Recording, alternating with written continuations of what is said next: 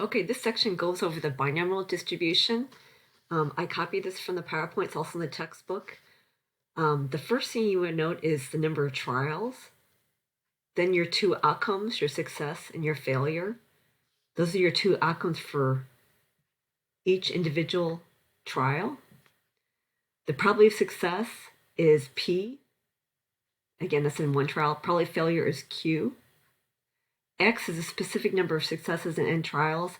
And you can kind of tell this because this is a number of successes you're asked to find the probability of. Okay, so here's an example, just kind of start us off before we get to the formula and the calculator. So if you want to pause this, you can go straight ahead to read it.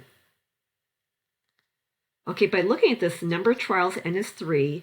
The two outcomes, either they're going to be alive at age 65 or they're not. The probability that they'll be alive at age 65 is 0.8. So Q would be 0.2. I'm going to go ahead and write that in here.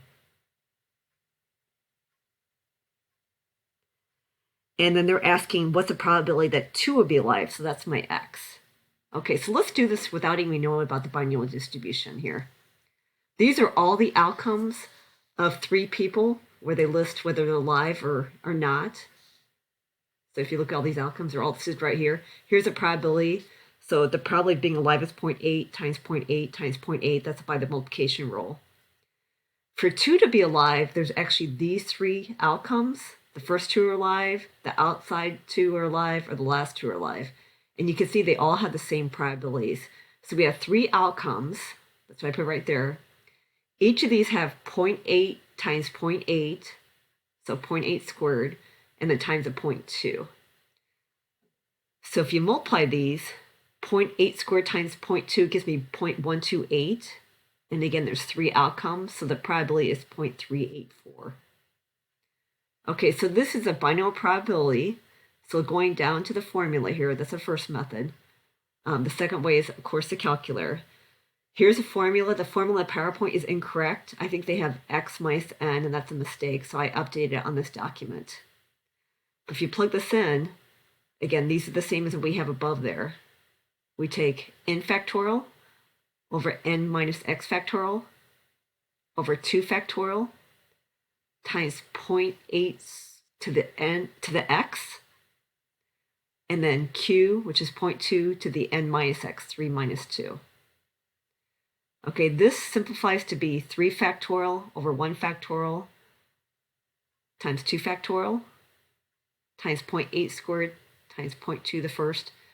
This you can simplify, it becomes just 3. So 3.8 squared times 0.2, which gives me 0.384. Okay, so if you want to know how to do factorials in the calculator, I'm going to just show you that. You're going to put the number in first, so 3, and then you're going to hit the math key, and it's under the PRB.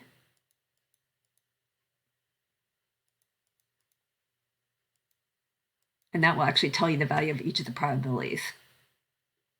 Okay, now a much easier way, of course, is your calculator. We can see we get the same answer, but a much easier way, method 2, is a calculator. You have a binomial probability density function on your calculator. So where this is located is, you go into this distribution key, so you have to hit second distribution, and then you want to find binomial PDF. I usually arrow up because that's quicker. So again, I use PDF. CDF is a different function. You can use that one as well, but I usually just cover this one to make it easier. So I'm going to hit enter. I'm going to put in the number of trials is 3. That's what's N. P is a probability of success, which we know is 0.8. And then X is 2. And I'm going to paste it. Okay, if you have the older calculator, this will not show up. Just a binomial PDF will, and you have to put these in this order. So you have to put N first, and then P, and then X. And when you hit enter, you'll get the same answer. I just realized that's in fraction form. I'm just going to convert that to decimal form here because I have my calculator set funny. Okay, so there it is in decimal form. We'll do a couple more examples on the next page.